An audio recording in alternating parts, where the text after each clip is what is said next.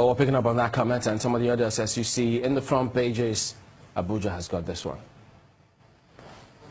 Well, thank you, Chamberlain. Joining us right now is Zachary Gundu, who is a professor of archaeology at the Ahmadu Bello University. You're welcome to Sunrise Daily. Thank you so much. Good morning. Good morning. If there's anything we can all agree on, I mean, there's a common thread running through all of the discourse that we have heard so far. It is that these killings are senseless and that government has done very little or nothing to stop them. Or maybe what it is doing, we're yet to see, because the killings and the divisions are still running riot, and it doesn't seem like it's going to come to an end. Try to help us make sense of what your reading of all that has been happening is. Well, in a way, if you are the victim, the killings are senseless. But if you are the one doing the killing, it makes sense. A lot of Nigerians don't appreciate our history. They don't also appreciate what has been happening in this country, especially in the past few years.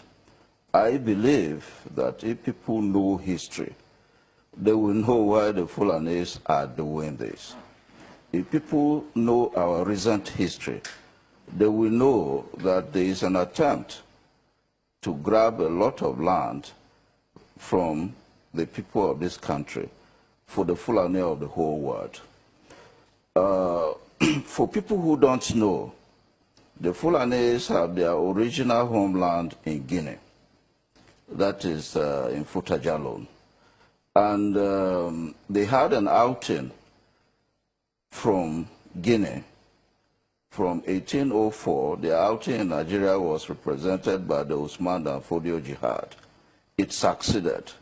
There was a caliphate which they established outside even the boundaries of this country, because the caliphate from Sokoto, if you go up country, it went into Chad, it went into Niger. And then from independence, we have had about 3 Fulani leaders who have led this country. But in the original homeland, which is Guinea, the Fulanis have not been allowed to lead Guinea. So Nigeria has become their second preferred homeland, where they are inviting the Fulanis of the whole world to come and claim as their own country. And people should realize this. And if we sit down here on our ancestral lands in this country, and somebody comes in to kill us, it becomes a problem. Let me just say this. Professor, I'm afraid I have to interrupt you. No, let me just say this. Just before you say what you say, or what you want to say, I want to ask, how do you have, I mean, how are you able to draw this thread?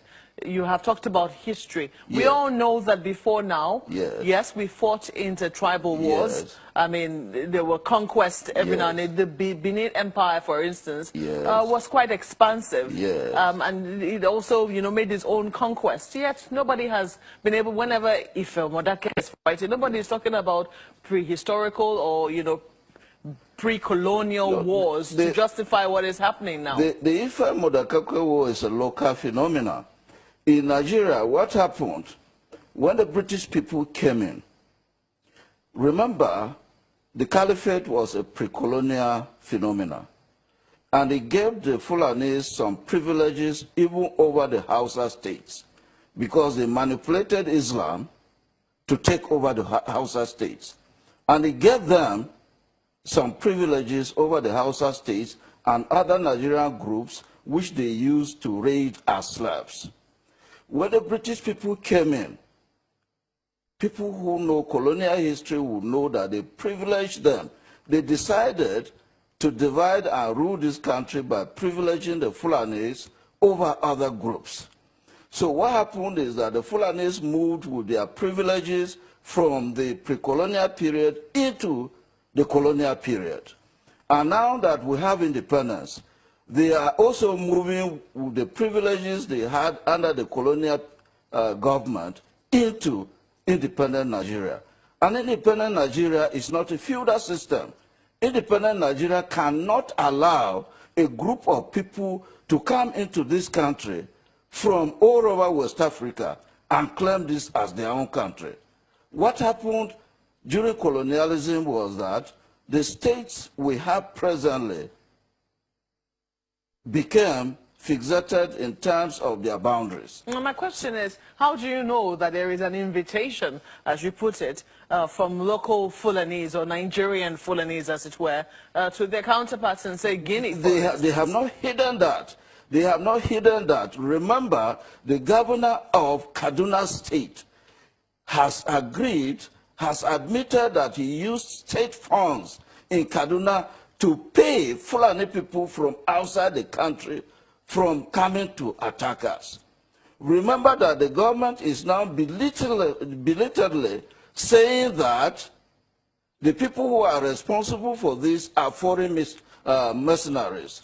Remember that the Inspector General of Police before this one and the Minister of Agriculture has argued consistently that the people attacking this country are not Nigerians, they are from outside. What this means is that if somebody comes from outside, he's coming at whose instance?